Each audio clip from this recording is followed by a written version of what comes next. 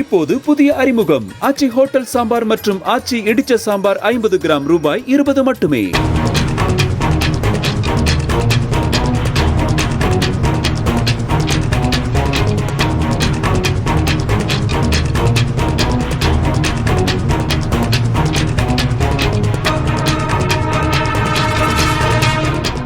திருச்செந்தூர் அருகே முக்காணியில் சாலை ஓரத்தில் அடுத்தடுத்து இருந்த 2 குடிநீர் குழாய்களில் தண்ணீர் பிடித்துக் கொண்டிருந்தவர்கள் மீது அதிவேகமாக வந்த கார் மோதியதில் 3 பெண்கள் சம்பவ இடத்திலேயே உயிரிழந்தனர். விபத்தை ஏற்படுத்திய கார் ஓட்டுநர் மணிகண்டன் தூக்க கலக்கத்தில் காரை ஓட்டியதாக கூறப்படுகிறது. விபத்தில் படுகாயமடைந்த பெண் ஒருவர் மருத்துவமனையில் சேர்க்கப்பட்டுள்ள நிலையில் ஓட்டுநர் மணிகண்டனை கைது செய்து போலீசார் விசாரித்து வருகின்றனர். உடனடியாக அப்பகுதியில் வேகத்தடை அமைக்க கோரி உறவினர்கள் மறியல் போராட்டத்தில் ஈடுபட்டனர்.